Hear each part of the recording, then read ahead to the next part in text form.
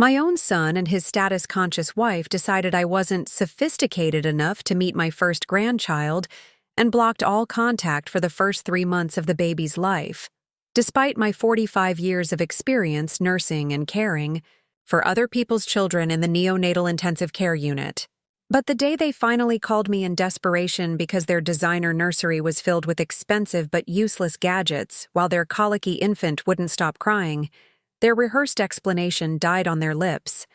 They had no idea that while I was supposedly just an old-fashioned nurse, I had actually pioneered a nationally recognized infant care technique that specialized hospitals now pay thousands to implement.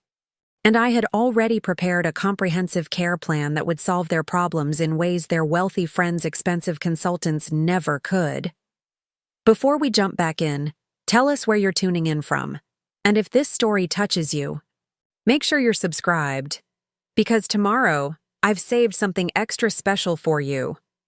At 72, I had envisioned peaceful mornings tending to my garden, afternoons volunteering at the community health clinic, and evenings rocking my first grandchild while sharing the wisdom I'd accumulated through nearly 5 decades of caring for the most vulnerable infants.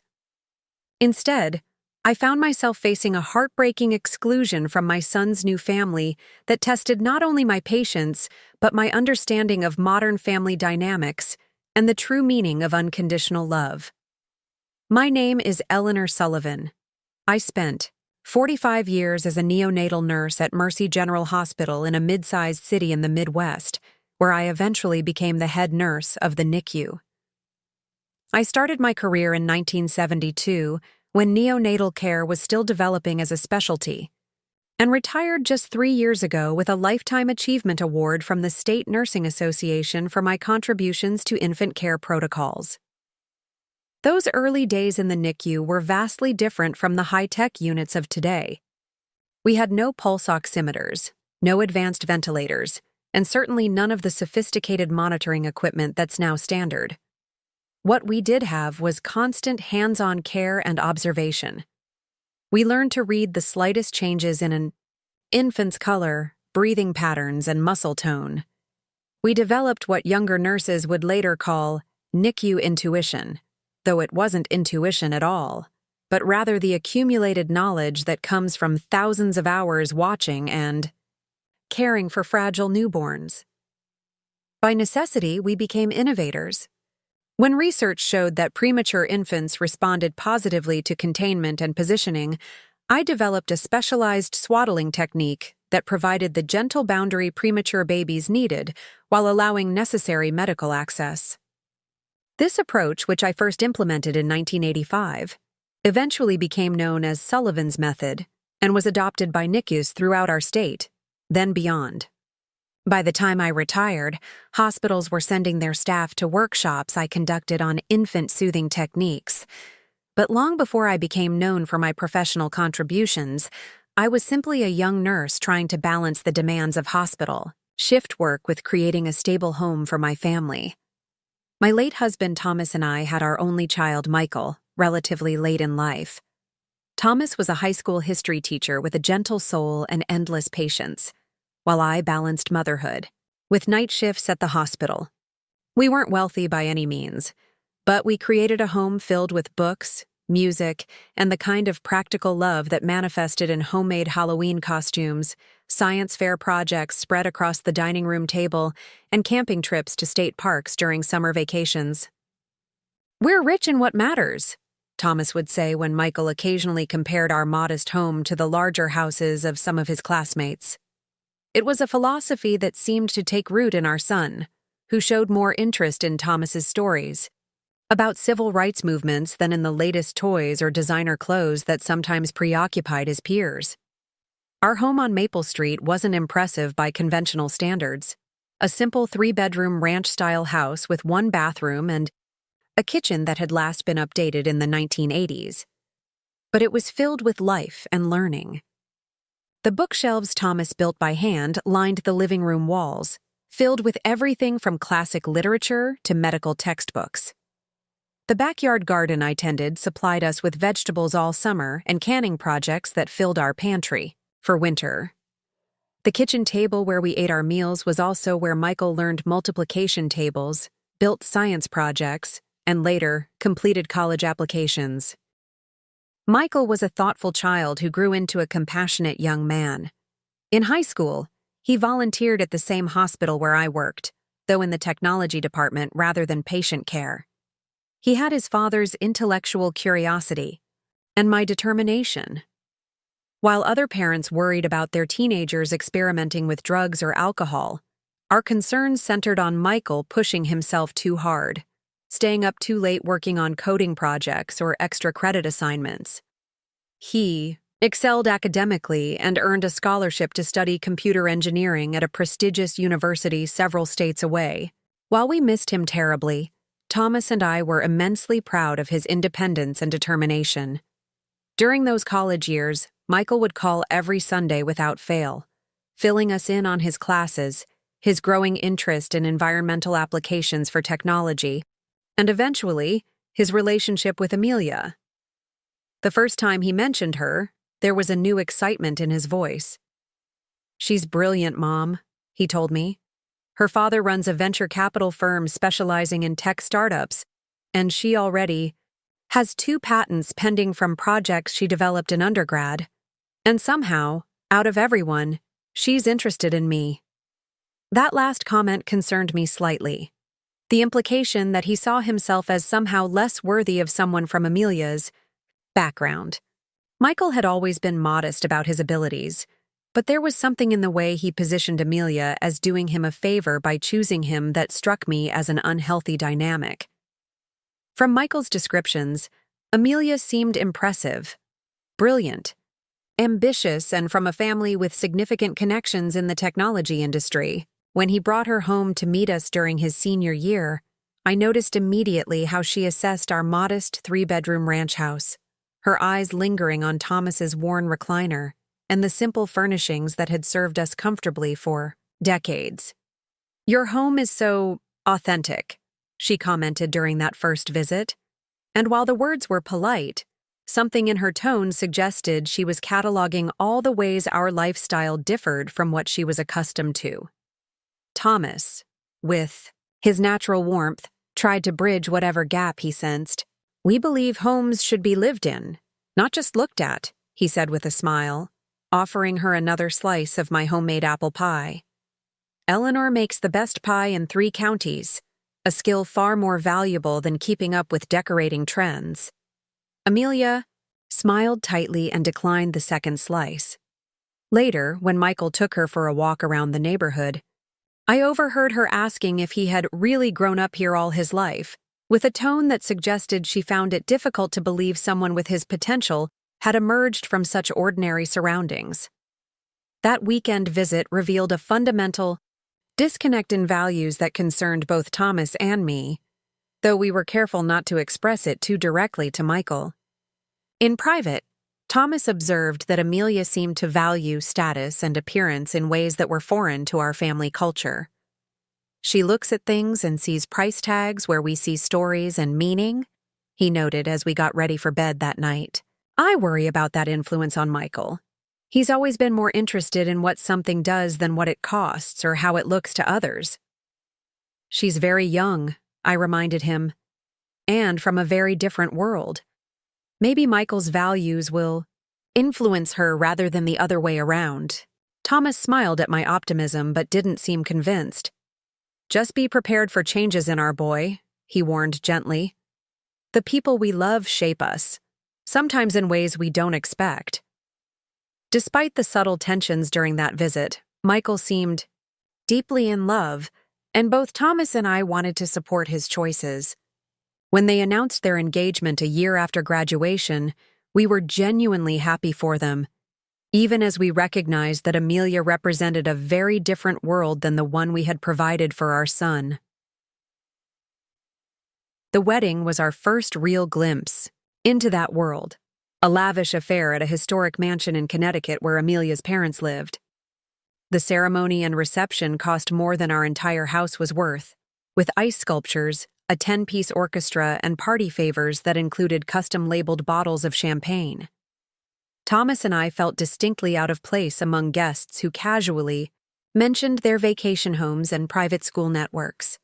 "Just smile and remember we're here for Michael," Thomas whispered to me during the cocktail hour, as we stood awkwardly by ourselves while Amelia's parents worked the room with practiced social grace. "This isn't our world, but it's the one he's marrying into." I noticed how easily Michael seemed to move through this environment, adopting mannerisms and conversation topics that I'd never witnessed during his upbringing. He spoke knowledgeably about wines with Amelia's uncle, discussed exclusive vacation destinations with her college friends, and generally seemed transformed into someone who belonged in this world of wealth and status. Only occasionally did I catch glimpses of uncertainty in his eyes, quickly masked when he noticed my attention. After the wedding, Michael and Amelia settled in Boston, where they both secured positions at prestigious tech firms. Their visits home became increasingly rare, once a year at most, usually for a brief stopover during trips to somewhere else. I noticed that during these visits, Michael seemed slightly uncomfortable in our home, as if seeing it through Amelia's eyes rather than his own memories. The changes were subtle at first. He began referring to the neighborhood where he'd grown up as quaint, rather than simply home. He asked why we hadn't updated certain aspects of the house, suggesting renovations that were far beyond our modest retirement income. He seemed embarrassed when neighbors he'd known his entire life stopped by without warning, as had always been our community's custom. Thomas observed these changes with the quiet wisdom that characterized his approach to life. "He's trying to reconcile two worlds," he said after one particularly strained visit. "The one that formed him and the one he's chosen. It's natural to feel pulled between them." "I just wish he didn't seem ashamed of where he came from," I admitted, hurt by the way Michael had quickly redirected the conversation when Amelia asked about the handmade quilt on our guest bed, a wedding gift from my grandmother that had kept generations of our family warm.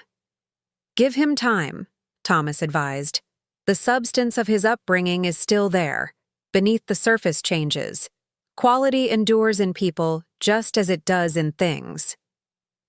When Thomas was diagnosed with heart failure, 5 years into their marriage, Michael flew home immediately. For 2 weeks, he was fully the son we had raised, attentive, practical, helping me navigate the healthcare system that I knew professionally but found overwhelming as a spouse. Amelia joined him for just 3 days, explaining that her work responsibilities couldn't accommodate a longer absence. During those difficult weeks, I saw how deeply Michael still connected to the values we had instilled in him. He spent hours sitting with his father, discussing books and ideas just as they had throughout his childhood. He handled practical matters with compassion and efficiency, calling insurance companies, organizing medications, and researching treatment options. Most touchingly, he resumed the habit of his youth, making tea for me each evening, remembering exactly how I took it, a small ritual of care that meant more than any words of comfort could have. The night before he returned to Boston, Michael sat with me at Thomas's bedside in the hospital, both of us knowing that recovery was unlikely. "I wish I lived closer," he said, his voice thick with emotion. "I should be here more for both of you." "You're building your own life, just as we always hoped you would," I assured him. "Your father is so proud of the man you've become." Thomas passed away 2 months later. Michael returned for the funeral, this time without Amelia, who had an unmissable client presentation, according to my son's apologetic explanation. The absence hurt more than I admitted, but I focused instead on supporting Michael through his grief while processing my own. The funeral was simple and meaningful, held at the small Methodist church where Thomas had taught Sunday school for many years. Former students, now adults with children of their own, came to pay respects to the teacher who had influenced their lives. Colleagues from my hospital brought food and practical support. Neighbors ensured the house was clean and prepared when we returned from the service.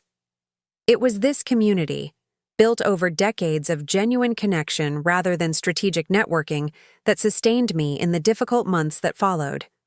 When I returned to work after bereavement leave, my NICU team had created a rotation to check on me at home, bringing meals and company without being asked. When the water heater failed in the middle of winter, 3 neighbors appeared within hours of my call, arranging for installation of a new one and refusing to let me pay the full cost. These were the values Thomas and I had tried to instill in Michael. That wealth is measured in relationships and mutual care, not in possessions or status. I wondered, as I adjusted to life without my partner of 42 years, whether those lessons had been overwritten by the influences of his new world. The period after Thomas's death was difficult in ways I hadn't anticipated. After 42 years of marriage, I found myself adrift in a house full of memories, with routines built around a partnership that no longer existed.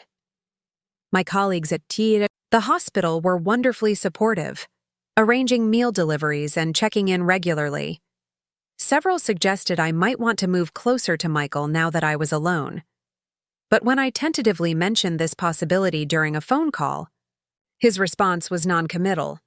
"Boston real estate is incredibly expensive, Mom," he said, "and we barely have room for ourselves in our condo. Let's talk about it another time."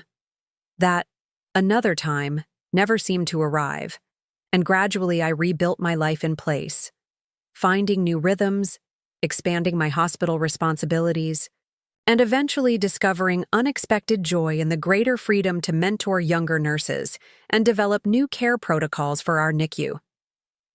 The work that had always been my passion became even more central to my identity, and the tiny patients who passed through my care became surrogates for the grandchildren I had begun to think might never arrive. My focus on improving infant care intensified during this period. Drawing on decades of observation and practice, I formalized the soothing techniques I had developed over the years, collaborating with developmental specialists to document their effectiveness. We conducted a small study at our hospital, showing significantly reduced crying time and improved sleep in colicky infants whose parents implemented what became known as the Sullivan Soothing Protocol.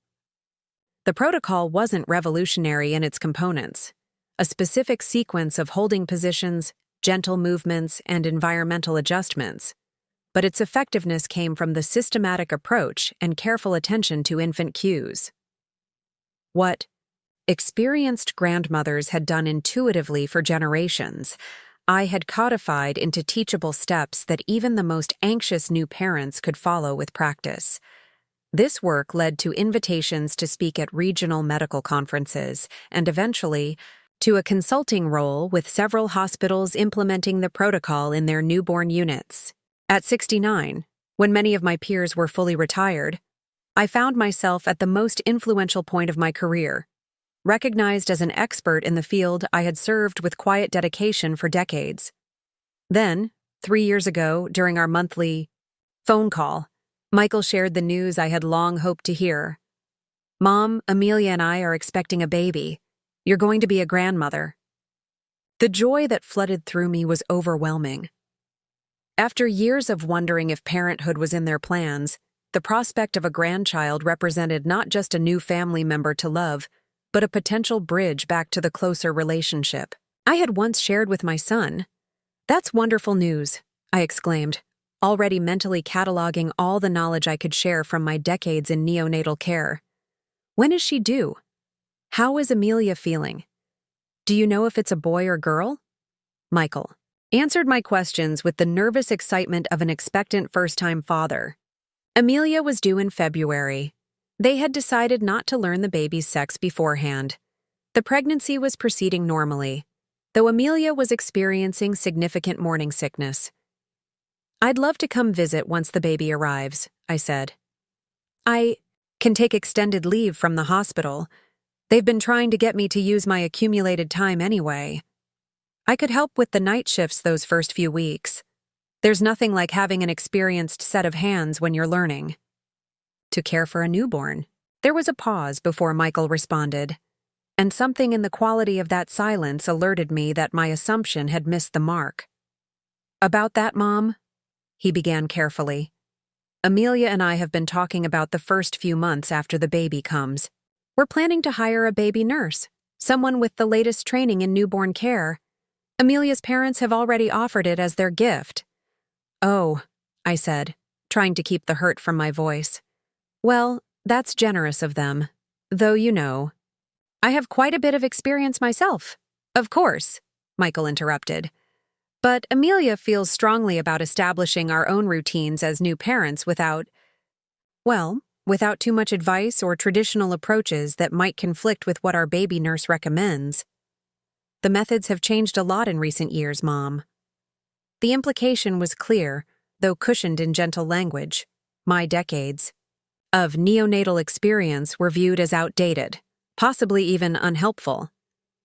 I was being preemptively excluded from the early days of my grandchild's life, replaced by a hired professional whose primary qualification appeared to be representing the latest approaches rather than the accumulated wisdom of a lifetime in infant care.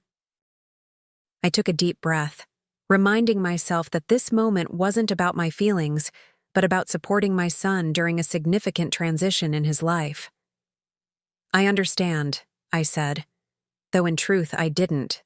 Not fully. Just let me know when you're ready for a visit. I'm flexible. Definitely, Michael assured me. Maybe after the first 3 months, when we've settled into a routine. That would probably be best for everyone. 3 months. The words hit me like a physical blow. The most crucial bonding period in an infant's life. And my son was suggesting I should absent myself entirely. I thought of all the grandmothers I had observed in the NICU over the years, their gentle presence a stabilizing force for exhausted new parents, their experienced hands confidently soothing fussy infants when anxious mothers and fathers were still finding their way. That sounds sensible, I managed to reply, unwilling to create tension during what should be a joyful time. I'll look forward to meeting my grandchild whenever you feel the timing is right. After ending the call, I sat in Thomas's old chair, allowing myself to feel the full weight of the exclusion. If he had been there, he would have put it in perspective with one of his gentle observations about human nature. In his absence, I had to find that wisdom for myself. This isn't about you, I said aloud to the empty room. It's about their journey, as new parents, their fears, their needs. Your job is to love them through it, not to demand the role you imagined.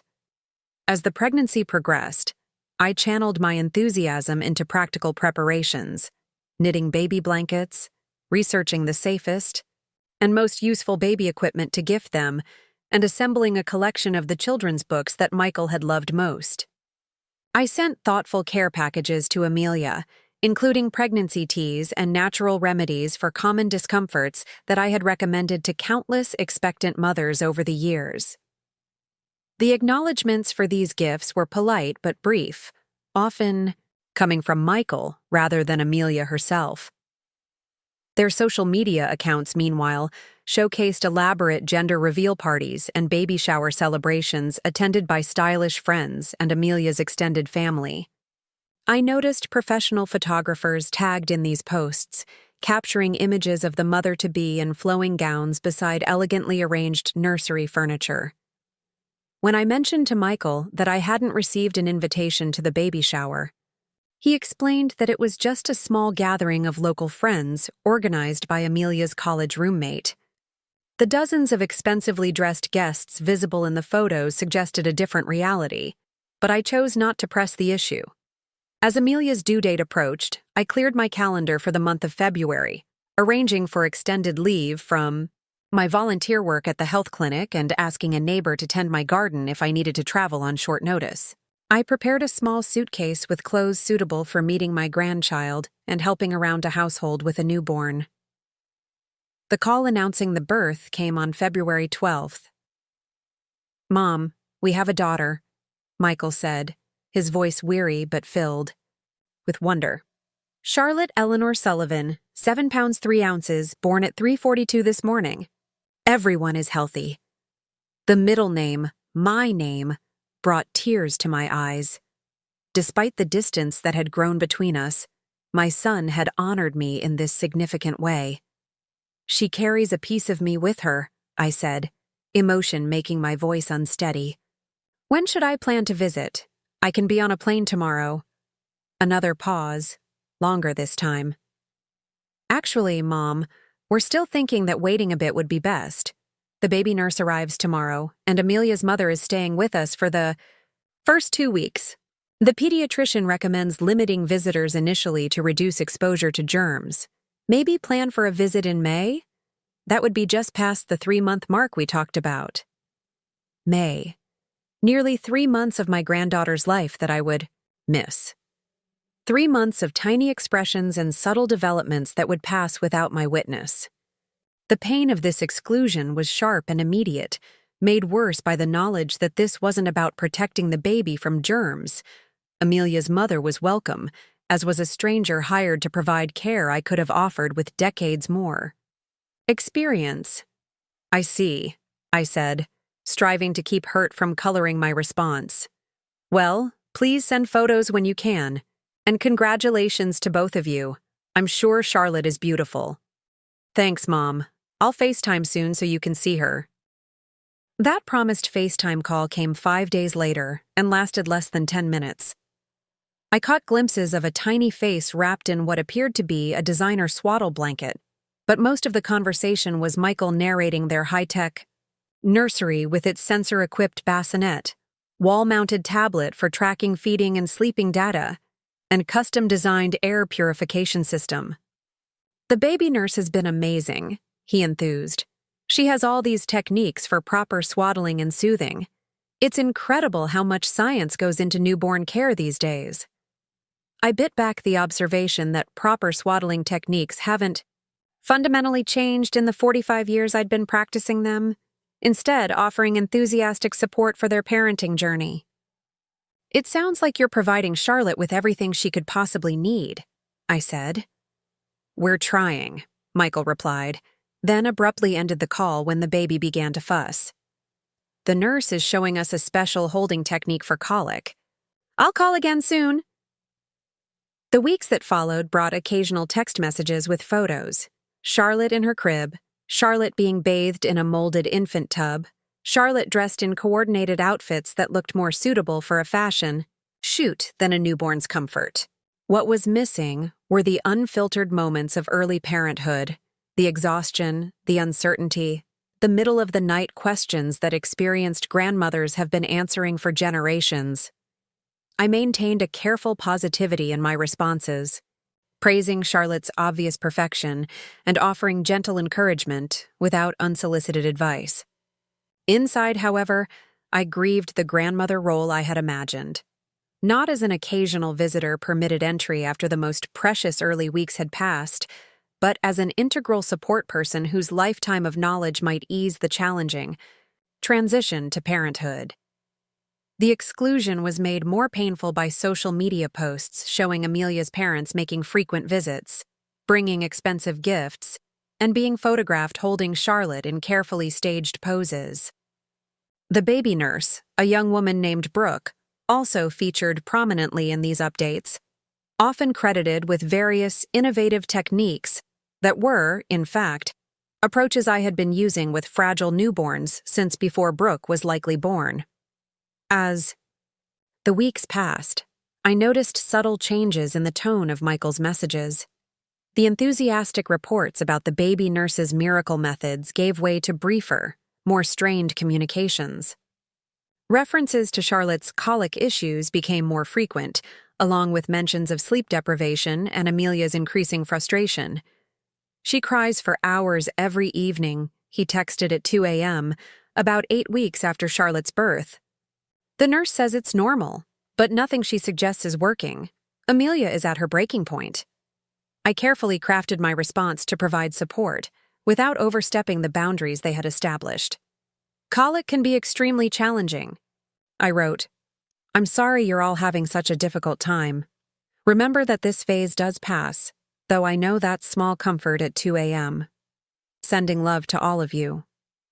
What I didn't say was that I had specialized in soothing techniques for colicky infants throughout my career, developing methods that had been adopted by several hospitals in our region.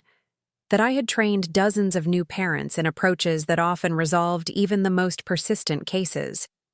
That I had boxes of research articles and practical experience that might offer solutions to exactly the problem they were facing.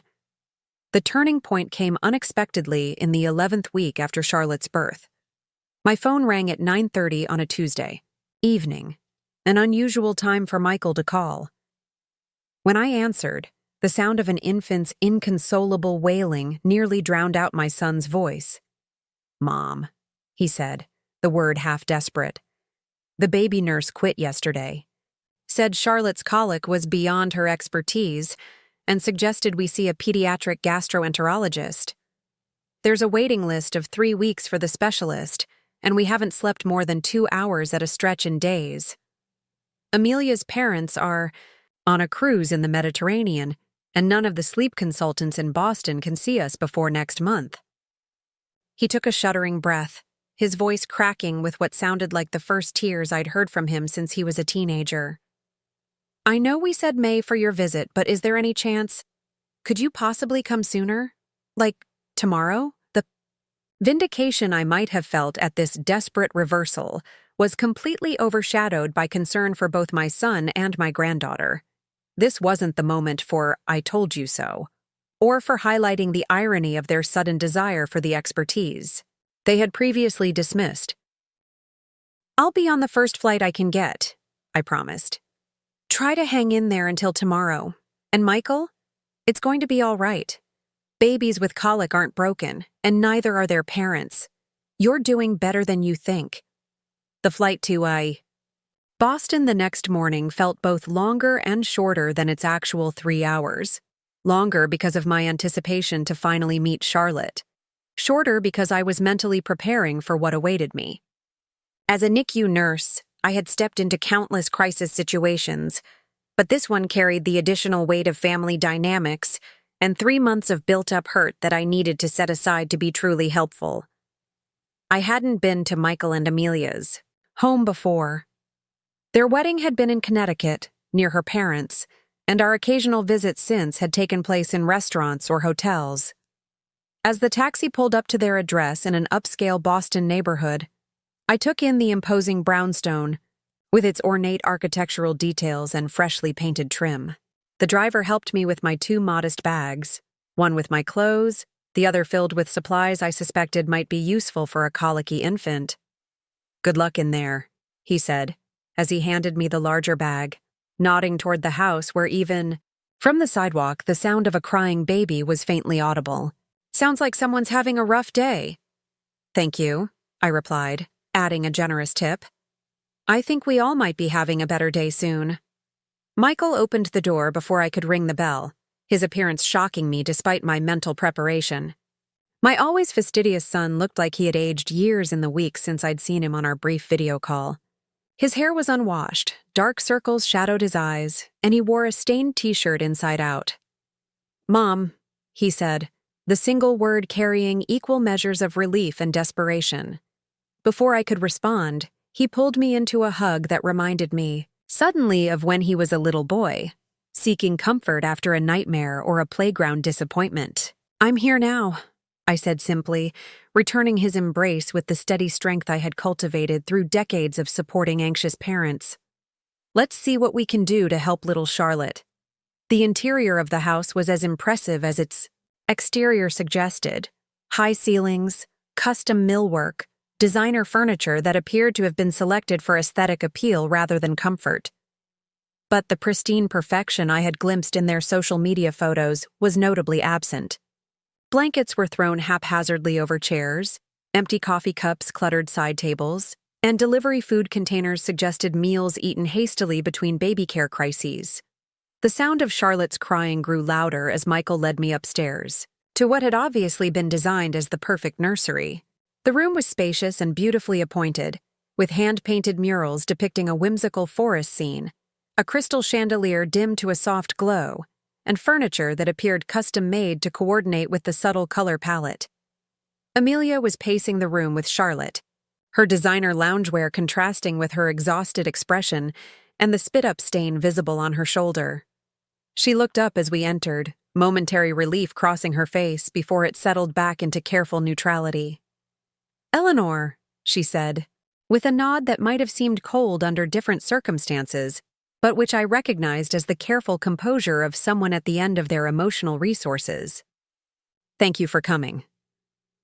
"Of course," I replied simply, setting down my bags and moving closer to get my first real look at my granddaughter. Despite the red-faced crying and tense body language, Charlotte was beautiful, a perfect blend of Michael's features and Amelia's delicate bone structure.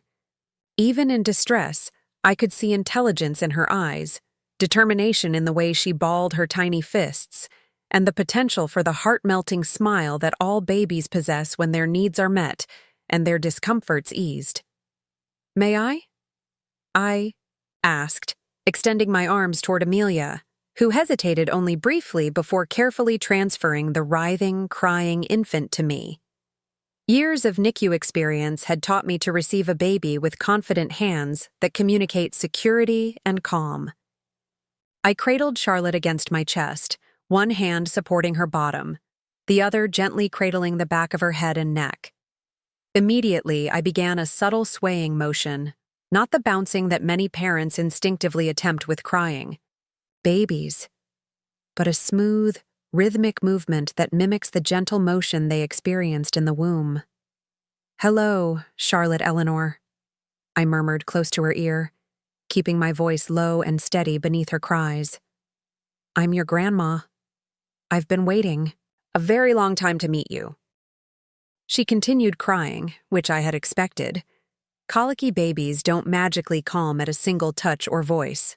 But I felt her body respond subtly to the particular way I was holding her, the slight decrease in muscle tension that suggested she was experiencing some relief from whatever discomfort plagued her. "How long has she been crying today?" I asked, continuing the gentle motion while taking inventory of Charlotte's cues, the way she turned slightly toward my body heat, the subtle color changes in her face as she cried, the particular pitch and pattern of her wails. "Since around 5 this morning, with maybe 30 minutes of quiet when she fell asleep for a short nap," Michael answered, running a hand through his disheveled hair. "It's been like this for days now. The pediatrician says it's just colic and she'll outgrow it, but that doesn't help you now," I finished for him, understanding the particular desperation that comes from being told your child's suffering is normal and you simply have to endure it. "Have you tried medication for gas? Different formulas? Probiotics?" "All of it," Amelia said, sinking into the plush nursing chair in the corner, her posture revealing profound exhaustion. The baby nurse had us on a strict feeding and sleeping schedule. She tried different swaddling techniques, white noise machines, special gripe water from Europe. "Nothing works for more than a few minutes." I nodded, absorbing this information while continuing to observe Charlotte's responses to subtle changes in how I held her. "And when did the colic symptoms first appear? Was she colicky from birth?" "No," Michael said. "The first few weeks were actually pretty good. She slept well, only cried when she was hungry or needed changing. The nurse had her on a perfect schedule, but around 6 weeks, everything changed. She started crying inconsolably in the evenings. Then it spread to more and more of the day. 6 weeks, the classic onset time for colic. But what Michael described also suggested something specific to me, based on patterns I'd observed in hundreds of infants over the years. "May I see your feeding area? And perhaps her daily log if you're keeping one?" I asked, still swaying gently, with Charlotte, who had decreased from full-throated wailing to a more intermittent, grumbling cry. Not content, but no longer in the state of complete distress I'd encountered upon arrival. "Of course," Amelia said, standing with visible effort. "We track everything on an app." She picked up a tablet from the side table and pulled up a detailed log of Charlotte's eating, sleeping, and diaper patterns. As I reviewed the data while still holding Charlotte, several patterns emerged that confirmed my initial suspicions. The crying episodes had indeed begun at the classic time for colic, around 6 weeks, but there were other indicators that suggested more specific issues than the blanket diagnosis often given to crying babies. "I'd like to try something, if you're comfortable with it," I said, looking from Michael to Amelia. "Nothing invasive or medication-based, just a different approach to holding and soothing that I've found effective with many babies who have symptoms similar to Charlotte's." They exchanged a glance that spoke volumes, the silent communication of exhausted parents willing to try anything that might bring relief. "What do you need?" Michael asked. "First, let's move to a more comfortable space for all of us," I suggested, noting the tension created by the perfect but not particularly functional nursery. "Somewhere you can both sit comfortably, and I'll need a few items from my bag." We relocated to what appeared to be a family room with a more comfortable sofa. I asked Michael to retrieve my larger bag while I continued holding Charlotte, who had maintained her slightly calmer state as long as I kept up the specific swaying motion and position. From my bag, I removed several items that would have seemed ordinary to most observers, but represented decades of refined techniques, especially designed swaddling blanket with just the right amount of stretch and weight, a small heating pad that could be activated without electricity, a bottle of almond oil for gentle massage, and a small device that emitted a low, rhythmic sound mimicking a mother's heartbeat, combined with specific frequencies I had found soothing to colicky infants. "I'm going to show you a sequence of positions and techniques," I explained as I laid Charlotte on a soft blanket spread across the couch. "What we're doing is addressing several possible causes of colic simultaneously: potential digestive discomfort, vestibular system development, and neurological overstimulation." As I spoke, I began demonstrating, first showing them a specific massage technique for the abdomen that had proven effective for gas and digestive discomfort. Charlotte's cries initially intensified when I laid her down, but as I began the gentle, circular motions with almond oil warmed between my palms, her legs, which had been drawn up toward her abdomen in the classic posture of a baby with gas pain, began to relax slightly. "This massage follows the natural path of the digestive system," I explained, guiding Michael's hands to show him the proper pressure and direction. "It helps move gas through and stimulates the parasympathetic nervous system, which promotes relaxation." Michael followed my guidance with the natural gentleness he had always possessed, while Amelia watched intently, absorbing every detail as if memorizing a complex algorithm. After the massage, I demonstrated a specialized swaddling technique, not the typical tight wrap often recommended, but a method that secured Charlotte's arms while allowing her legs freedom to move and bend naturally at the hips. "Many colicky babies have heightened sensitivity to their own startle reflex," I explained. "This swaddling approach provides the security they need for their upper body, while allowing the hip and leg movement that prevents discomfort and promotes healthy joint development." With Charlotte swaddled, I demonstrated a sequence of holding positions. First, a modified football hold that provided gentle pressure against her abdomen, then a position across my knees that offered similar relief, and finally, the position that I had found most effective for babies with symptoms like Charlotte's. Held upright against my chest, head supported, with her ear pressed gently against the area above my heart, while I performed a specific swaying motion and gentle patting. Rhythm against her back. The combination of sounds, heartbeat, breathing, voice, along with this particular movement pattern and the slight pressure against her digestive system, creates a multisensory soothing effect, I explained, as Charlotte's cries gradually diminished to occasional whimpers. "It's essentially recreating aspects of the womb environment while adding therapeutic elements for digestive comfort." As I spoke, Charlotte's eyes began to flutter, her body gradually relaxing into the first stages of sleep.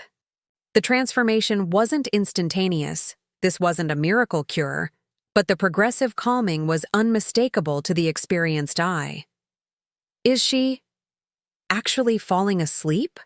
Amelia whispered, disbelief evident in her voice. She's responding to the combination of techniques, I confirmed. It won't solve everything immediately, but it's giving her nervous system a chance to regulate and her digestive system some relief. For the next hour, I walked Michael and Amelia through each element of what I had developed as the Sullivan soothing protocol, the specific sequence of massage, swaddling, holding positions, and environmental adjustments that I had refined through decades of working with irritable infants. I emphasized that it wasn't a one-time fix, but a system to be implemented consistently. The key is understanding that colic isn't one condition with one cause, I explained as Charlotte finally drifted into genuine sleep against my chest.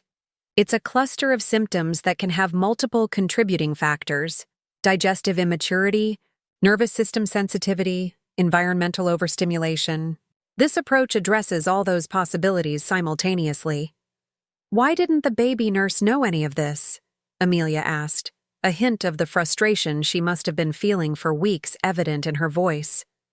She had all these credentials from the most exclusive agency in Boston. I chose my words carefully, wanting to inform without criticizing. Baby nurses have valuable training, but they typically focus on establishing schedules and routines, which works beautifully for many infants. What I'm sharing comes from working specifically with medically fragile and colicky babies for over 4 decades. It's a specialized approach developed through thousands of cases. Michael was watching Charlotte sleep with an expression of stunned disbelief. "We haven't seen her sleep peacefully like this in weeks," he said softly. "How do we make sure this continues? What do we need to learn?" "I'm going to teach you everything," I promised. Not just the techniques themselves, but how to read Charlotte's specific cues so you can adapt as her needs change.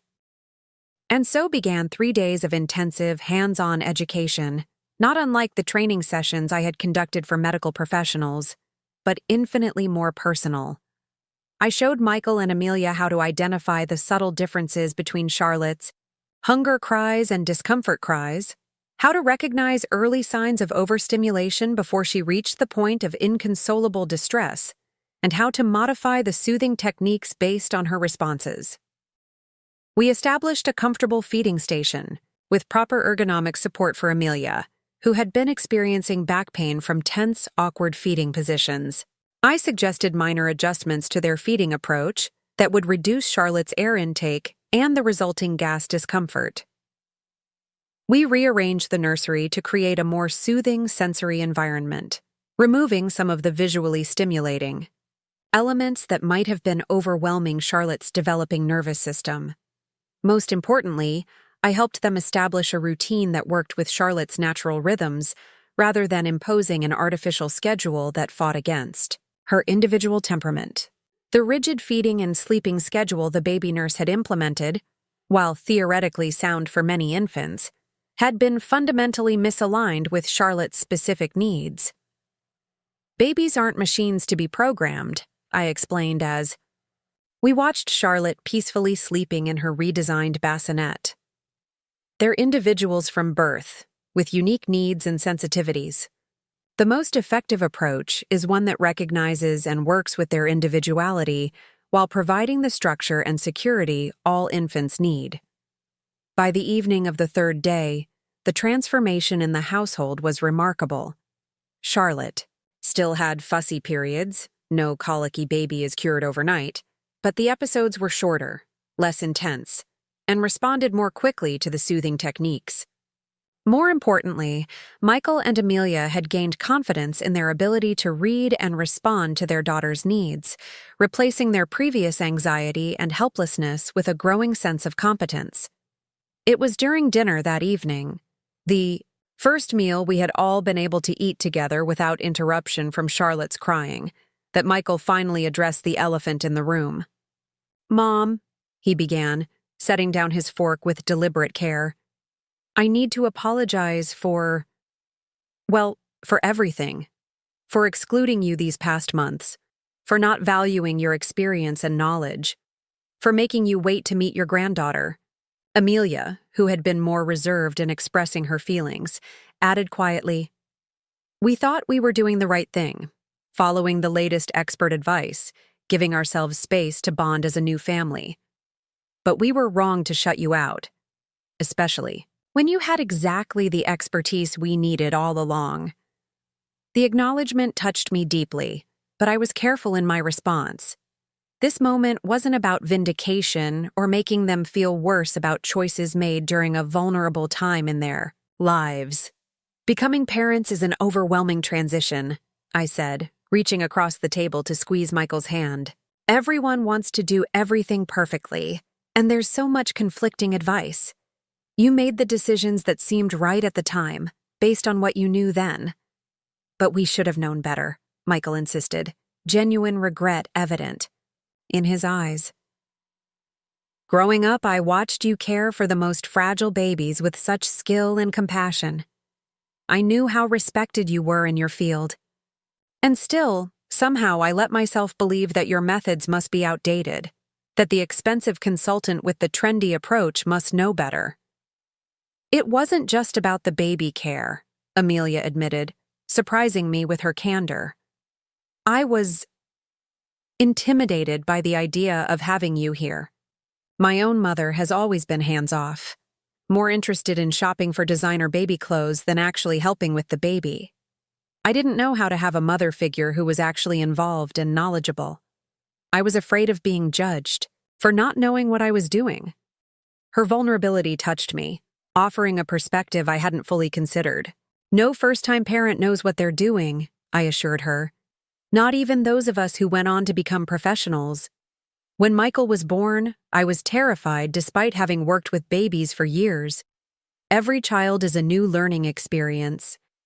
As we continued talking, layers of misunderstanding and assumption began to peel away. Michael confessed that he had felt caught between two worlds, wanting to honor his upbringing and my expertise, but also wanting to fit into the sophisticated, affluent environment that was now his daily reality.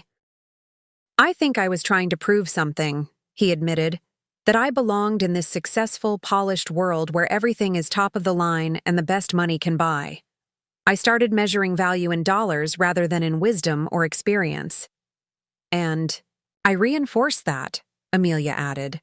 My parents always taught me that the most expensive option was inherently the best. The most exclusive consultant, the most expensive equipment, the most fashionable nursery design. These were the markers of good parenting in the world I grew up in. Their honesty created space for mine. I was hurt, I acknowledged. Not just because I missed those early weeks with Charlotte, but because it felt like a rejection of everything I had to offer as both a grandmother and a professional. Like my life's work and experience had been dismissed as outdated or irrelevant. Michael's eyes filled with tears, something I hadn't seen since Thomas's funeral. I'm so sorry, Mom. Dad would have been so disappointed in me. He always valued substance over appearance, wisdom over trends. I lost sight of that somewhere along the way. Your father would understand, I assured him, feeling Thomas's presence in that moment almost as if he were sitting at the table with us. He always said that life's most important lessons often come through our mistakes and failures, not our successes. We talked late into the evening, Charlotte sleeping peacefully in her bassinet beside us, the monitor screen showing her relaxed breathing and occasional dream smiles. The conversation meandered from practical baby care to deeper reflections on values, priorities, and the complexities of family relationships across generations. As we prepared for bed, Amelia and Michael taking advantage of the opportunity for uninterrupted sleep while I took the night shift with Charlotte, Amelia paused at the door of the guest room where I would be staying. Eleanor, she said hesitantly. My mother is flying back from Europe next week. She's planning to stay with us for a few days to meet Charlotte. I nodded, assuming this was her way of gently establishing an end date for my visit, which was perfectly reasonable, even if the thought of leaving Charlotte so soon caused a pang in my heart. What I wanted to ask, Amelia continued, surprising, is if you would consider staying while she's here, to show her the techniques you've taught us, and... She hesitated, then added more quietly, "And to help me navigate having both grandmothers here together. My mother can be challenging, especially when she feels her authority is threatened." The request represented a significant shift from being excluded from their family circle to being invited into a potentially sensitive situation as both support and teacher. "Of course," I agreed. "I'd be happy to stay as long as you need me." The why smile Amelia gave me then was the warmest I'd received from her in our years of knowing each other. "Thank you for everything. I think I'm finally understanding what Michael always meant when he talked about growing up in your home. It wasn't about the things you had or didn't have. It was about how you made people feel safe and valued." The following days established a new rhythm for our expanded household. Charlotte's colic didn't disappear completely, but it diminished dramatically as we consistently implemented the soothing protocols and environmental adjustments. More significantly, Michael and Amelia gained confidence in their parenting instincts, learning to distinguish between normal newborn fussiness and signs that Charlotte needed intervention. I was careful to balance teaching with stepping back, showing techniques without taking over, offering wisdom without imposing it. This deliberate approach created space for Michael and Amelia to develop their own parenting style, one that incorporated elements of my experience but remained authentically theirs. One evening, as I sat in the nursery's rocking chair with Charlotte, while Michael and Amelia enjoyed their first dinner out since her birth, I reflected on how dramatically circumstances had changed in just over a week. From being excluded from my granddaughter's life to becoming a central figure in her care, from having my expertise dismissed to having it not just acknowledged, but actively sought. Charlotte stirred in my arms, her tiny face turning toward my chest in the instinctive rooting motion of a newborn seeking comfort. Even in sleep, she knew she was safe, held by hands that understood her needs. As I adjusted her position slightly to ease the gas bubble I could feel trapped in her little body, I felt a profound gratitude for this second chance, not just to know my granddaughter, but to pass on the knowledge I had accumulated through a lifetime of caring for the most vulnerable. "I think I was trying to prove something," he admitted. "That I belonged in this successful, polished world where everything is top of the line and the best money can buy. I started measuring value in dollars rather than in wisdom or experience. And I reinforce that," Amelia added. "My parents always taught me that the most expensive option was inherently the best. The most exclusive consultant, the most expensive equipment, the most fashionable nursery design. These were the markers of good parenting in the world I grew up in. Their honesty created space for mine. I was hurt," I acknowledged. "Not just because I missed those early weeks with Charlotte, but because it felt like a rejection of everything I had to offer as both a grandmother and a professional. Like my life's work and experience had been dismissed as outdated or irrelevant." Michael's eyes filled with tears, something I hadn't seen since Thomas's funeral. "I'm so sorry, Mom. Dad would have been so disappointed in me. He always valued substance over appearance, wisdom over trends. I lost sight of that somewhere along the way." "Your father would understand," I assured him, feeling Thomas's presence in that moment almost as if he were sitting at the table with us. "He always said that life's most important lessons often come through our mistakes and failures, not our successes."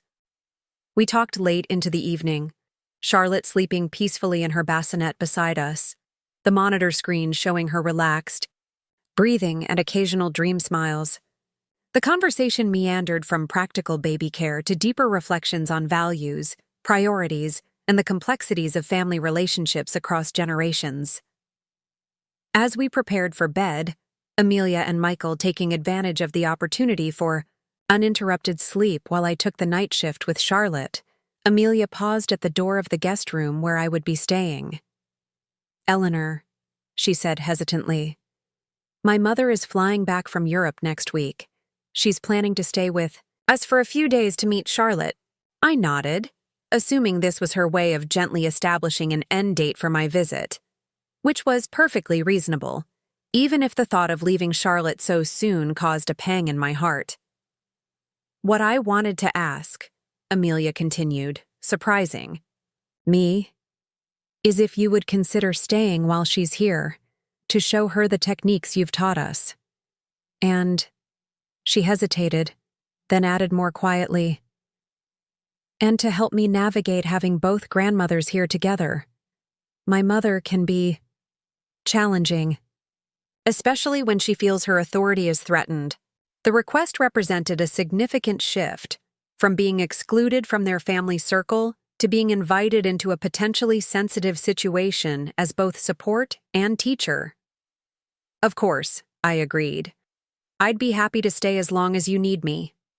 The smile Amelia gave me then was the warmest I'd received from her in our years of knowing each other. Thank you for everything. I think I'm finally understanding what Michael always meant when he talked about growing up in your home. It wasn't about the things you had or didn't have. It was about how you made people feel safe and valued. The true test of our new family dynamic came the following week with the arrival of Amelia's mother, Victoria, a stylishly intimidating woman who swept into the house in a cloud of expensive perfume and immediately began distributing shopping bags from exclusive children's boutique.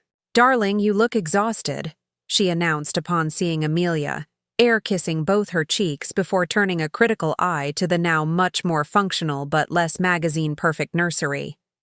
"And you've rearranged everything. What happened to the design concept we spent months perfecting?" Before Amelia could respond, Charlotte began to fuss in her bassinet, working up to what might have become a full crying episode. I stayed seated, giving Amelia the space to demonstrate what she had learned. With a confidence that would have been unimaginable 2 weeks earlier, Amelia lifted Charlotte, immediately positioning her in the modified football hold I had taught, her supporting the baby's head while applying gentle pressure to her abdomen. "We made some adjustments based on Charlotte's needs," she explained to her mother, while expertly soothing the increasingly content infant. "Eleanor, Michael's mother, has been teaching us specialized techniques for babies with colic. She's a neonatal nurse with 45 years of experience." Victoria's perfectly maintained eyebrows rose as she turned to fully notice me for the first time. "Oh, I didn't realize we had company." The slight pause suggested she had quickly recategorized me from household help to family member. "Not company," Michael corrected gently as he entered with Victoria's luggage. "Grandma, who happens to be one of the most respected neonatal nurses in the Midwest and has literally written protocols for infant care that hospitals across the country have adopted." The introduction, delivered with unmistakable pride, created a subtle shift in Victoria's demeanor, a reassessment that played across her features before she extended a manicured hand in my direction. "How wonderful to finally meet you," she said, her tone warming slightly. "Amelia, darling, you didn't mention that Michael's mother was visiting, or that she had such impressive credentials." What might have become an awkward territorial situation between grandmothers was transformed by Charlotte herself, who chose that moment to produce her first genuine social smile. Not the reflexive newborn grins that pediatricians attribute to gas, but a responsive expression of genuine pleasure, directed at her mother. "Oh!" Amelia exclaimed, her own face lighting with delight. "Did you see that? She smiled at me. A real smile." The milestone moment created an instant bond between everyone in the room, the shared joy of witnessing one of babyhood's most heartwarming developments. Even Victoria's carefully maintained reserve softened as she moved closer to witness her granddaughter's new skill. "She's advanced for her age," Victoria noted with grandmotherly pride. "My friend Clarissa's grandson didn't smile until nearly 3 months." Rather than contradicting this with the clinical facts about infant social smiling typically emerging between 6 and 8 weeks, I simply agreed. "She is quite remarkable, responsive and observant from the beginning." Over dinner that evening, Charlotte peacefully sleeping after her bath and feeding, monitored by the video system visible from the dining table. Victoria revealed a different side than her initial impression had suggested.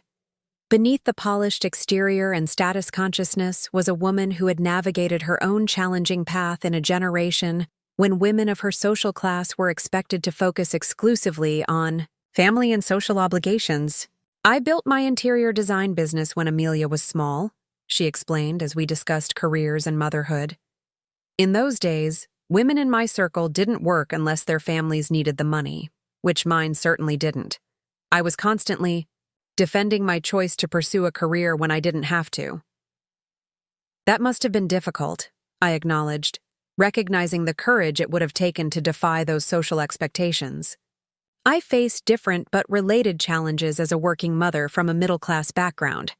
Daycare was always a financial strain, but staying home wasn't an option for us economically. "Different paths to the same challenges," Victoria observed, with unexpected insight. "Finding our identities beyond motherhood while still being present for our children." As the evening progressed, what might have been a tense competition between grandmothers with different backgrounds and approaches evolved into something more collaborative.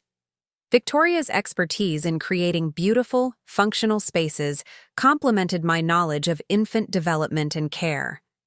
When she suggested rearranging the nursery furniture to improve flow while maintaining the soothing environment we had created, it represented a perfect blending of our different strengths. By the time Victoria departed 3 days later, we had established what felt like the foundation of a genuine friendship, one based on our shared love for Charlotte and respect for each other's unique contributions to supporting her parents. Victoria had even mastered several of the specialized holding techniques I had taught Amelia and Michael, adding her own elegant flair to the movements. "You must write a book," she insisted as we said goodbye. "These techniques are too valuable to remain within your professional circle only. I know several publishers through my design connections. Let me make some introductions when you're ready." Her offer, which came with exchange of personal contact information rather than just a polite suggestion, represented a bridge between our worlds that neither of us would have anticipated just days earlier. As the front door closed behind Victoria, Michael turned to me with a mixture of amazement and amusement. "Did you just become friends with Victoria Harrington? The woman intimidates corporate CEOs and has made interior design assistants cry with a single raised eyebrow." "We found common ground," I said simply. "That's what grandmothers do. We adapt and find ways to support our children and grandchildren, even across differences in approach or background."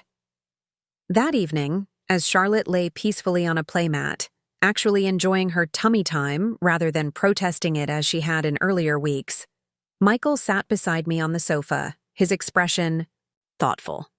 "Mom," he began, "Amelia and I have been talking. These past 2 weeks have made us realize how much we've been missing by trying to handle everything on our own, or rather, by trying to handle everything with paid help instead of family." He paused, seeming to gather his thoughts before continuing. "We'd like you to consider spending more time with us, not just during this visit, but regularly. We could help you find a small place near us in Boston, or at least arrange for extended visits every few months." The offer, so different from the careful distancing that had characterized our relationship in recent years, brought unexpected tears to my eyes. "I'd like that very much," I said, emotion making my voice unsteady. "I've missed being part of your daily life, even before Charlotte arrived." "I know," he acknowledged, regret evident in his expression. "Somewhere along the way, I started measuring success by distance from my beginnings rather than connection to them. Dad would have called me on it much sooner." "Your father understood that people need to find their own paths," I assured him. "He would be proud of the man you've become, especially the father you're becoming now." Michael's eyes drifted to Charlotte, who had managed to lift her head with remarkable strength for her age, looking around with alert curiosity. "I keep finding myself wondering what Dad would do in different situations with her. How he would have approached being a grandfather." He would have been wonderful, I said softly. Patient, playful, completely present in every moment with her. But you carry parts of him in you. I see it in how you talk to Charlotte, in the gentle way you handle her, in your thoughtfulness about what she's experiencing. As if responding to our conversation, Charlotte began to fuss slightly, reaching the limits of her tolerance for tummy time. Michael moved to the floor with practiced ease, scooping her up in the secure hold we had practiced and beginning the gentle sway and pat motion that never failed to soothe her. The baby nurse tried to convince us that picking her up whenever she fussed would spoil her, he commented, shaking his head at the memory. I never felt right about it, but I deferred to what we were told was expert advice. There's a difference between responding to a baby's genuine needs and indulging every whim in older children, I observed. Newborns literally cannot be spoiled. By responsive care, their brains are developing trust and security through consistent, loving responses. As Charlotte settled contentedly against his shoulder, Michael looked at me with the same expression of wonder he had shown as a child when grasping a new concept or mastering a difficult skill. I have so much more to learn from you, he said simply. And I from you, I replied truthfully. Every generation brings new insights and approaches. The wisdom lies in discerning which innovations represent genuine progress and which are merely trends that discard valuable traditional knowledge. The remainder of my visit, which extended to 3 weeks rather than the few days originally envisioned, became a time of healing and reconnection beyond anything I could have anticipated when I boarded that flight in desperate response to Michael's late-night call. Charlotte's colic gradually resolved as we consistently implemented the soothing protocols and as her digestive system matured. More importantly, the family bonds that had been strained by distance, misunderstanding, and different values began to strengthen and renew. On my final evening before returning home, temporarily, with plans already in place for my return the following month, Amelia surprised me with a small gift box presented over after-dinner coffee. Michael and I wanted to give you something to thank you, she said, uncharacteristic shyness in her expression, though nothing could really express what you've done for us. Inside the box was a delicate silver locket with an elegant E engraved on its surface. When I opened it, I found a perfect tiny photograph of Charlotte on one side and, to my astonishment, a small picture of Thomas on the other, an image from our early years together that I hadn't realized Michael had preserved. So you can keep both of them close to your heart, Michael explained, his voice gentle. Dad would have been so grateful for everything you've done for Charlotte, for all of us. The thoughtfulness of the gift, not an expensive status symbol, but an item of genuine meaning that honored both my present joy and past love, reflected a shift in priorities that went beyond mere words. Charlotte is the bridge between past and future, Amelia added, with unexpected poetic insight. She carries forward the best of all of us, your care and wisdom, Thomas's gentle strength, our drive and determination. She deserves to know all of her heritage, not just the parts that look impressive on social media. As I fastened the locket around my neck, I felt a sense of completion that had been missing since Thomas's passing. Not an ending of grief, but an evolution of it into something that included new joy alongside the lasting love for what had been lost. Later that night, as I made one final check on Charlotte before turning in, I found Michael sitting in the nursery rocking chair, watching his daughter sleep with an expression of wonder that transcended exhaustion. I keep thinking about how close we came to missing this, he said quietly as I entered. Not just getting help with the colic, but reconnecting with you, learning from your experience, giving Charlotte the gift of knowing her grandmother from the beginning. But we didn't miss it, I reminded him, resting my hand on his shoulder. That's what matters now. Because you were gracious enough to come when we called, even after how we had treated you, he acknowledged. You could have refused or come with resentment or a desire to prove us wrong. Instead, you came with nothing but love and a desire to help. I considered his words, recognizing the truth in them but also the deeper reality that had guided my response. When you truly love someone, you don't keep score, I said simply. Your father taught me that through 39 years of marriage. When someone you love needs you, you set aside hurt feelings and history. You just show up and offer what you can. Michael stood, carefully avoiding disturbing the sleeping Charlotte, and embraced me with his free arm. I want to be that kind of parent, he said, and eventually that kind of grandparent. Thank you for showing me how it's done. As I packed my bags the next morning, preparing for a departure that felt nothing like an ending, I reflected on the journey of the past weeks. What had begun with exclusion and hurt had transformed into inclusion and healing. What had seemed like a rejection of everything I had to offer had become an opportunity to share my life's work in the most meaningful context possible, with my own family. The expensive consultants and trendy gadgets that couldn't soothe one colicky baby had given way to time-tested wisdom delivered with love. The artificial barriers of social status and generational differences had dissolved in the face of a universal truth, that caring for a new life brings us back to what matters most: knowledge shared with compassion, presence offered without conditions, and love that transcends all boundaries we might construct around it.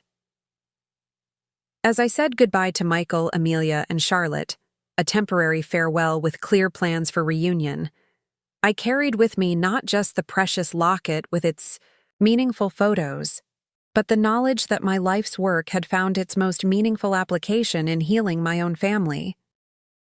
The skills I had developed through decades of caring for other people's children had ultimately brought me back to what mattered most: the chance to truly know my granddaughter and rebuild the connection with my son that had been slowly eroding through years of misunderstanding and different values.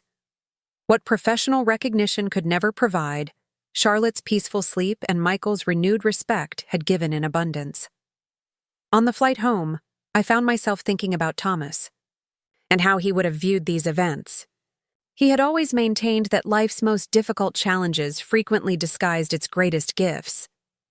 The painful exclusion from Charlotte's early weeks had created the circumstances for a more profound reconnection than might have occurred in an ordinary, smooth transition to grandparenthood. You were right again, Thomas, I whispered as the plane began its descent toward home. Sometimes the detours take us exactly where we need to go. 3 years have passed since that pivotal night when Michael called me in desperation, his voice nearly drowned out by Charlotte's inconsolable crying. What began as a crisis intervention has blossomed into a transformation none of us could have predicted when I boarded that first flight to Boston with my bag of specialized baby care supplies and a heart full of mixed emotions. Today, I'm sitting in the garden of my new home, a charming cottage just 15 minutes from Michael and Amelia's house in Boston. The previous owner was an avid gardener, and I've spent the past 2 years maintaining and expanding the flower beds, creating a space that reminds me of the garden Thomas and I tended together for decades, while incorporating new plants that thrive in this different climate. Charlotte, now an active 3-year-old with her father's thoughtful eyes and her mother's determination, is helping me plant spring bulbs, her small hands patting the soil with exaggerated care after I place each tulip and daffodil bulb in its hole. Like this, Grandma? She asks, looking up for approval. So they can sleep all winter and surprise us in spring? Exactly right, I tell her, marveling at her ability to remember our conversation from last fall's planting. They need their winter rest to gather strength for blooming. She nods with the solemn seriousness that 3-year-olds bring to important tasks, then carefully positions another bulb in the prepared soil. Will they remember to wake up? Do they need an alarm clock? The phi. Warming soil and longer days tell them it's time, I explain, delighting in her curiosity. Plants have their own ways of knowing when to grow and bloom. Like me, she declares with confidence. I know when to wake up too, when the sun comes in my window. These ordinary moments of connection, gardening together, reading stories, teaching her the names of birds at the feeder, are treasures I once feared I might never experience.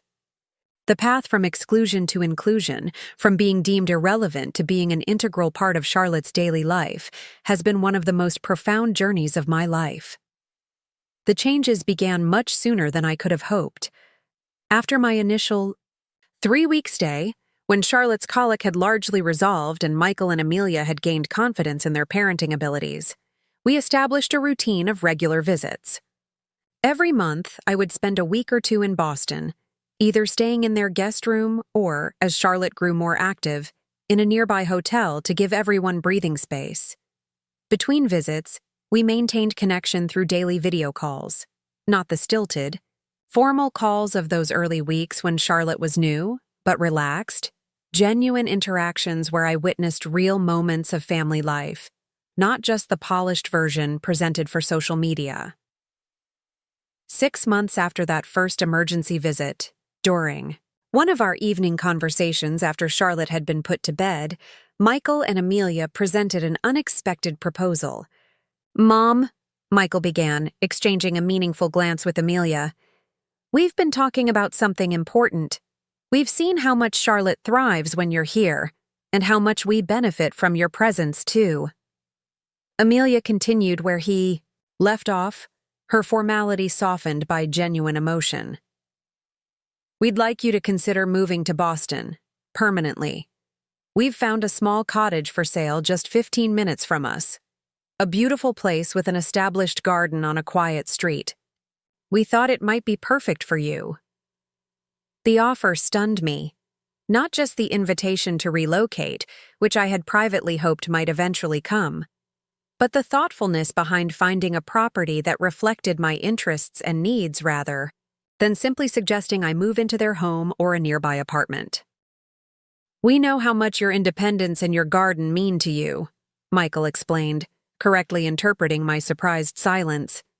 "This would give you your own space while allowing you to be part of our daily lives. Charlotte would have the gift of growing up with her grandmother nearby. And frankly, we would have the gift of your wisdom and support as we navigate parenthood. And there's something else," Amelia added, an unusual hesitancy in her typically confident demeanor. "We're hoping to have another baby next year. Having you nearby for that journey from the beginning would mean everything to us." Their invitation represented more than a practical arrangement. It was a profound acknowledgement of my value in their lives, both as Charlotte's grandmother and as a source of knowledge and support. They had come to genuinely appreciate rather than merely tolerate. In an emergency, 2 months later, I listed my longtime home for sale, donated most of my furniture to a program supporting young families transitioning from homelessness, and packed the meaningful items accumulated through a lifetime: photo albums, Thomas's favorite books, the quilt my grandmother had made, and, of course, my extensive collection of research and materials on infant care. The cottage Michael and Amelia had found for me was indeed perfect. A well-maintained 2-bedroom home with a bright kitchen overlooking an established perennial garden. Large windows filled the rooms with natural light, and a screened porch offered a perfect spot for summer evenings, listening to crickets and watching fireflies, just as Thomas and I had done on our old porch for decades. Most meaningfully, they had prepared one room specifically as a combination office and Grandma's nursery, equipped with a comfortable daybed for Charlotte's naps and eventual overnight stays, bookshelves filled with children's classics, and a small desk where I could continue my writing projects on infant care. On the wall hung a professionally matted and framed set of photographs: Thomas holding newborn Michael, me in my NICU nurse uniform from the 1970s, and the 3 of us in various stages of Michael's childhood. "So Charlotte always knows her history," Michael explained simply when he showed me the room. "Where she comes from on both sides of her family." The transition wasn't without challenges. After decades in one community, building new connections took time and effort. The faster pace of Boston compared to my Midwestern hometown required adjustment, and navigating the evolving boundaries of being deeply involved in my grandchild's life while respecting Michael and Amelia's autonomy as parents meant occasional moments of recalibration for all of us. But the foundation established during those intense weeks of addressing Charlotte's colic served us well. We had learned to communicate honestly, to value each other's unique contributions, and to focus on what mattered most: Charlotte's well-being and our relationships with each other. My surprise, Amelia's mother Victoria became an unexpected ally in this new chapter. Rather than viewing me as competition for Charlotte's affection or her daughter's attention, she welcomed the support I provided to the young family. During her visits from Connecticut, we established an easy rhythm of shared grandmothering, each bringing our different strengths without rivalry or tension. "You handle the practical crises and developmental questions," she declared during one visit, after watching me calmly address Charlotte's first significant fever with the confidence born of decades in pediatric nursing. "I'll handle the holiday decorating and shopping for unnecessarily adorable outfits. Division of labor based on our strengths." Her gracious acknowledgement of my expertise without feeling threatened by it allowed me to equally appreciate her contributions. The beautiful family celebrations she orchestrated, her genuine joy in providing special experiences, and her surprisingly insightful guidance to Amelia on navigating professional ambitions while prioritizing family. Victoria and I gradually developed what might be called a friendship between co-grandmothers, different in background and approach, but united in our devotion to Charlotte and support of her parents. We even established a tradition of grandma lunches during her Boston visits, sharing stories of our own mothering experiences and the changing landscape of women's lives across our generations. The most meaningful evolution, however, has been in my relationship with Amelia. What began as mutual wariness progressed to respectful appreciation and has now blossomed into genuine affection and understanding. The turning point came with the birth of their second child, my grandson Thomas, James Sullivan, named for both his grandfathers.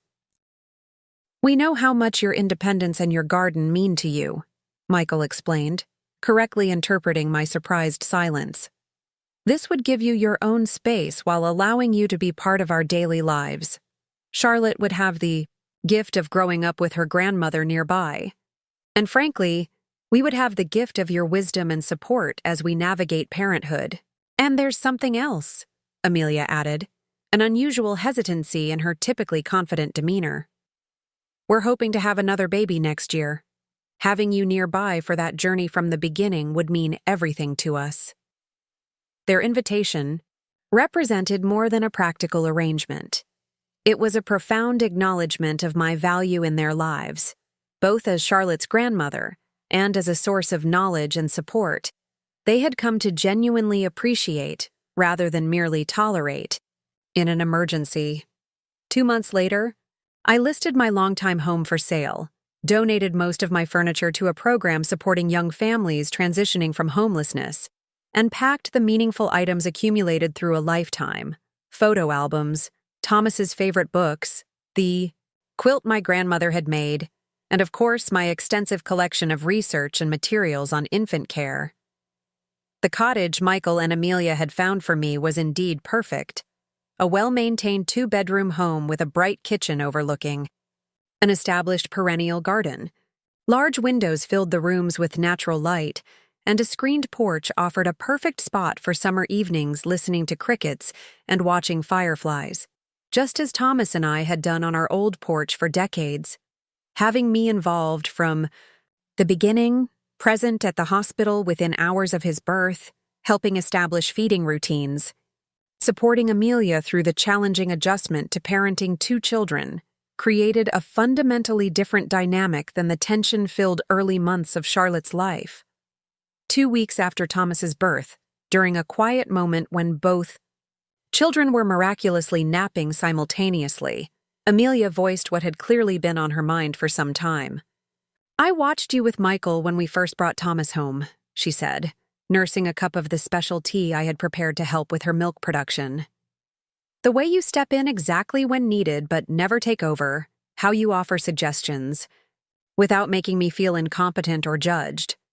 You've been doing this for decades, with new parents in the NICU, with Michael, now with us. She met my eyes with unusual vulnerability. I was so wrong about you in the beginning. I saw your experience as a threat rather than the gift it actually is. I was afraid you'd make me feel less than as a mother, when in reality, you've helped me feel more confident than I ever imagined possible. Her candor touched me deeply. Becoming a mother is the most profound identity shift a woman experiences, I told her. It's natural to feel protective of that new role, to want to define it on your own terms. I understand that now in ways I might not have when Michael was young. That's exactly it, she said with a flash of the insight that made her so successful in her professional life. You understand things from multiple perspectives at once. The new mother's vulnerability, the experienced grandmother's wisdom, the healthcare professional's knowledge. You hold all those perspectives without letting any one of them dominate. Our conversation marked a deepening of mutual respect that has continued to grow. Amelia, who had returned to her demanding career after both children with my support for childcare during the transition periods, has become an advocate in her workplace for family-friendly policies. She frequently cites her own experience of intergenerational support as a model that should be more widely available to working parents. Michael, meanwhile, has rediscovered the values that shaped his childhood, finding ways to integrate the professional success and comfortable lifestyle he and Amelia have built with the emphasis on relationships, learning, and authentic connection that Thomas and I had prioritized during his upbringing. Most visibly, he has established a scholarship at his alma mater specifically for students from middle-class backgrounds pursuing careers in healthcare, creating pathways for others like me, who enter helping professions not for status or financial reward, but from genuine calling. The Eleanor Sullivan Nursing Scholarship now supports 2 students each year, with preference given to those interested in maternal-child health. It's my way of honoring your legacy beyond our family, he explained when he first shared the initiative with me. Dad always said that true wealth is measured by what you give, not what you have. I lost sight of that for a while, but I understand it now. His words reminded me so much of Thomas that I felt my late husband's presence almost tangibly in that moment. The continuity of values passing from one generation to the next, despite the detours and recalibrations along the way. My professional life has found new expression as well. Victoria's offhand suggestion about writing a book took root, and with her connections to a boutique publishing house, I developed the Sullivan Method, gentle solutions for colicky babies based on my decades of experience. The book, released last year, has found an appreciative audience among new parents and healthcare providers alike. More surprisingly, I've become something of a reluctant social media presence. What began as Amelia's suggestion to record short videos demonstrating infant-soothing techniques to complement the book has evolved into a modest but engaged following of young parents seeking practical advice delivered with grandmotherly warmth, rather than commercial polishing. You're an influencer, Mom, Michael teases when I mention comments from followers in places as distant as Australia and Japan. A 75-year-old social media star specializing in the world's oldest skill set, calming fussy babies. I laugh at the characterization, but there's truth in it. The platform has allowed me to share knowledge that once would have reached only the families passing through my NICU or attending local workshops. Now, mothers and fathers around the world message me with grateful reports of peaceful nights, achieved through techniques I demonstrate in simple videos filmed in my cottage kitchen or Charlotte's former nursery.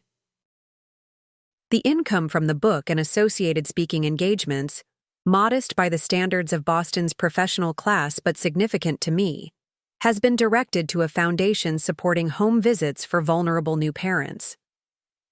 The program pairs experienced retired nurses with families lacking the natural support systems that have made such a difference for Michael and Amelia. Every baby deserves a calm, confident caregiver, I explain when interviewed about the initiative. And every parent deserves access to practical, judgment-free support during the challenging early months of their child's life. This work represents a full-circle moment, transforming my personal journey of exclusion and eventual inclusion into systemic support for families who might otherwise face the overwhelming early months of parenthood without the knowledge or assistance that can make such a profound difference. Charlotte interrupts my reflections by proudly presenting a somewhat squashed daffodil bulb. "This one looks like a little onion," she observes with the delightful literalism of early childhood. "But it won't make us cry when it grows. It will make us happy." "That's exactly right," I tell her, gently helping her place it correctly in the soil. Things aren't always what they appear to be at first glance. Sometimes what looks like an ordinary bulb contains a beautiful flower waiting for the right conditions to bloom. She nods, satisfied with this confirmation of her understanding, then spots a robin landing nearby and dashes off to investigate. Her boundless energy a stark contrast to the stillness of the garden in its autumn preparation for winter. As I watch her examining a fallen leaf with intense concentration, I'm struck by how this ordinary Tuesday afternoon in the garden represents everything I once feared I would miss. The everyday moments of connection that weave the genuine relationship between grandparent and grandchild. Had Charlotte's colic never developed? Had the expensive baby nurse never reached the limits of her expertise? Had Michael and Amelia never experienced the crisis that drove them to call me that desperate night? Would we have found our way to this integrated family life? Or would the polite distance that characterized our early relationship have calcified into permanent separation, with me relegated to occasional formal visits stripped of intimate knowledge and genuine influence? It's impossible to know, of course, but I've come to believe that even without that specific crisis, truth eventually finds its way through artificial barriers. The reality of what children need, consistent love, experienced hands, unhurried attention, doesn't change with trends or social status. The wisdom accumulated through decades of caring for infants, both professionally and personally, has a timeless quality that transcends the temporary allure of expensive consultants and trendy approaches. The sound of a car in the driveway announces Michael's arrival to collect Charlotte. He appears around the corner of the house, baby Thomas in a carrier on his chest, looking every inch the confident father, a striking contrast to the disheveled, desperate new parent who had greeted me at his door 3 years earlier. "Dad," Charlotte exclaims, running to embrace his legs. "We planted surprise flowers for spring and saw a robin looking for worms." "Amazing discoveries," he responds with genuine interest, kneeling to her level despite the baby carrier. "Did Grandma teach you about how the bulbs sleep all winter under the snow?" As Charlotte launches into an earnest explanation that adorably mingles fact and fantasy, Michael catches my eye over her head with a smile that communicates volumes: gratitude, affection, the shared joy of witnessing his daughter's development. The easy comfort between us bears little resemblance to the strained relationship that preceded Charlotte's birth, when status consciousness and misguided notions of modern parenting created barriers between us. After Charlotte has gathered her small backpack and carefully placed a special rock in her pocket to bring home, Michael lingers for a moment while she examines something in the front garden. "We're hosting a dinner this weekend for some colleagues from Amelia's firm," he mentions. "Several of them have new babies or are expecting. They've specifically asked if you'd be willing to join us and share some of your expertise. Apparently, your reputation has spread through Amelia's professional network." The invitation, so different from the days when my presence was deemed potentially embarrassing to their sophisticated image, warms me deeply. "I'd be happy to," I tell him. "As long as they understand I'll be sharing practical wisdom, not trendy techniques that require expensive equipment." Michael chuckles, shifting slightly as Thomas squirms in his carrier. "That's exactly what they're hoping for. One of Amelia's colleagues spent thousands on a sleep consultant with no results. When Amelia mentioned your book, the woman ordered it immediately and reported back that your simple swaddling technique accomplished more in 2 nights than weeks with the consultant." As they prepare to leave, Charlotte insists on a goodbye ritual that has become our standard. 3 hugs, a kiss on each cheek, and a final forehead touch that she invented herself, declaring it, "How love jumps from your heart to mine, Grandma." Standing at my garden gate, watching them drive away with promises to return for our regular Friday evening dinner together, I reflect on how profoundly circumstances have changed in 3 years. From being actively excluded from my granddaughters, life to being an integral part of both children's daily routines. From having my lifetime of experience dismissed as outdated to being sought out by young parents seeking the wisdom that only comes with decades of hands-on practice. The painful exclusion that once broke my heart has transformed into a degree of inclusion I could never have imagined. Not just with Charlotte and Thomas, but with a wider community of parents who have found value in the very knowledge and approaches that Michael and Amelia initially rejected. Life rarely follows the paths we expect or hope for. The detours and disappointments that seem like failures of our plans often lead to deeper fulfillment than our original visions. Had Charlotte not developed colic that resisted trendy solutions, had the expensive consultants not failed to provide relief, I might never have had the opportunity to demonstrate the value of experience over expense, of time-tested wisdom over latest trends. Sometimes the help people need most is exactly what they initially reject.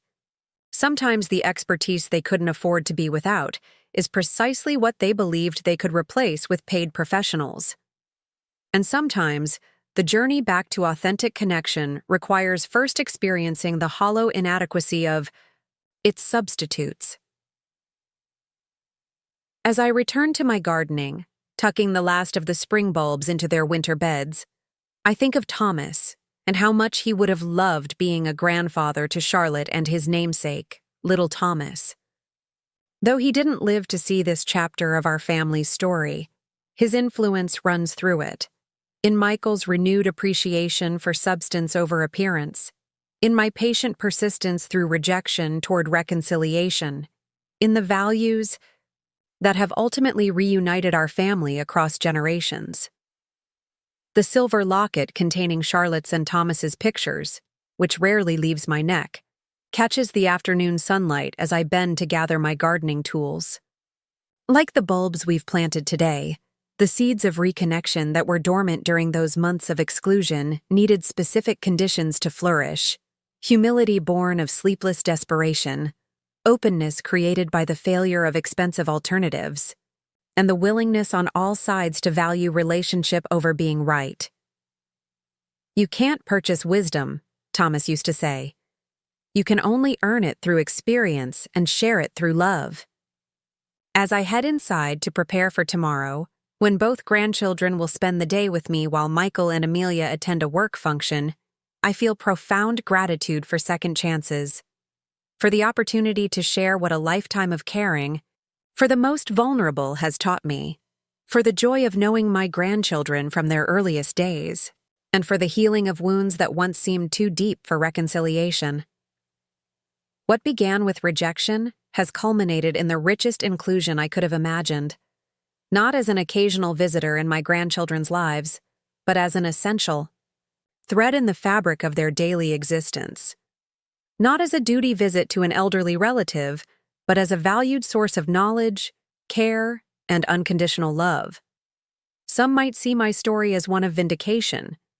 The expertise initially rejected ultimately, proving its worth in ways expensive alternatives couldn't match. But I prefer to see it as a story of reconciliation, across generations, across value systems, across the artificial barriers we sometimes construct between professional knowledge and family wisdom. In the end, what matters isn't who was right or wrong in those early days of Charlotte's life. What matters is that we found our way back to what families have always needed most: the seamless integration of each generation's strengths in service of the next generation's well-being. The wisdom of experience balanced with the energy of youth. The innovation of new approaches enriched by the foundation of time-tested practices. As the golden afternoon light filters through autumn leaves onto my garden, I offer a silent thanks to the colicky baby who couldn't be soothed by expensive consultants, the desperate midnight call that opened the door to reconnection, and the courage on all our parts to move beyond past hurts toward a future none of us could have envisioned when this journey began. Sometimes the help we need most comes wrapped in packages we're initially unwilling to open. And sometimes the most valuable things in life truly are those that money cannot buy. The experienced hands of someone who has cared for generations of babies, the wisdom accumulated through decades of practice, and the unconditional love that stands ready to help even after rejection, waiting patiently for the moment when need finally overcomes pride. Final shot, Eleanor in her garden, silver locket catching the light as she watches a butterfly land on one of the late autumn flowers, her expression peaceful and content. If you've experienced family division or rejection, remember that circumstances can change in ways you might never expect. Sometimes the very expertise or help that's initially dismissed becomes essential when other approaches fail. Stay ready to respond with love rather than resentment, with service rather than vindication. The relationships you save, and the joy you recover, may prove more valuable than any professional recognition or public validation could ever be. Up next, you've got 2 more standout stories right on your screen. If this one hit the mark, you won't want to pass these up. Just click and check them out. And don't forget to subscribe and turn on the notification bell so you don't miss any upload from us. Remember, wisdom earned through decades of experience is a gift to be shared, not a competition to be won. Sometimes the most powerful response to rejection is simply being ready to help when you're finally needed.